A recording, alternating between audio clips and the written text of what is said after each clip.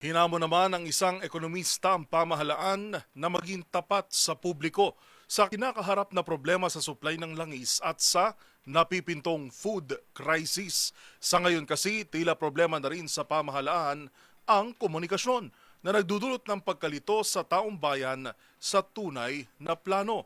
Nagbabalik si Edniel Parosa. Hindi lang sa langis at pagkain may krisis ang Pilipinas.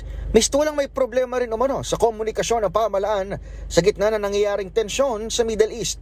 Sabi sa DZRH ng ekonomistang si Professor Astro del Castillo, hanggang ngayon ay nangangapa pa rin ang publiko sa pangmatagalang plano ng gobyerno. Nakakalungkot, no? It seems like mayroon ng krisis sa komunikasyon, no? Hindi na ko-communicate ng maayos sa ating mga kababayan. Ano talaga ang programa ng gobyerno, no? Lalo na sa pangmatagalan. Sa hiwalay na pahayag, kinalampag ni Ateneo de Manila Economics Department Chairperson Dr. Alvin Ang gobyerno na maging honest o tapat sa publiko kaugnay ng tunay na problema.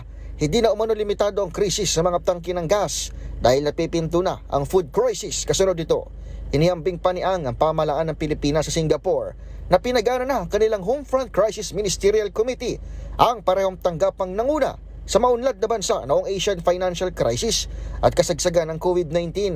Kaugnay nito, bungkahin naman ni Del Castillo, paganahin naman ang NDRMC bilang mala Interagency Task Force o IATF, kamukha ng ginawa noong panahon ng may pandemya.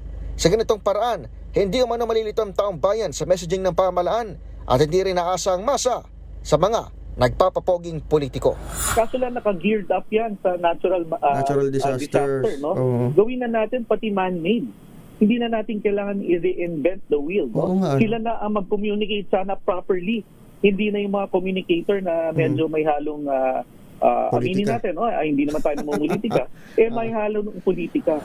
Babala ng eksperto, di gaya doong may COVID, mas mabilis ang epekto ng Gulf crisis sa presyo ng bilihin ngayon at tinaasahan pa itong tatagal ng 2 hanggang 3 taon. Para sa MBC TV Network News, ako si Edniel Parosa, DZRH. Una sa Pilipinas, una sa Pilipino.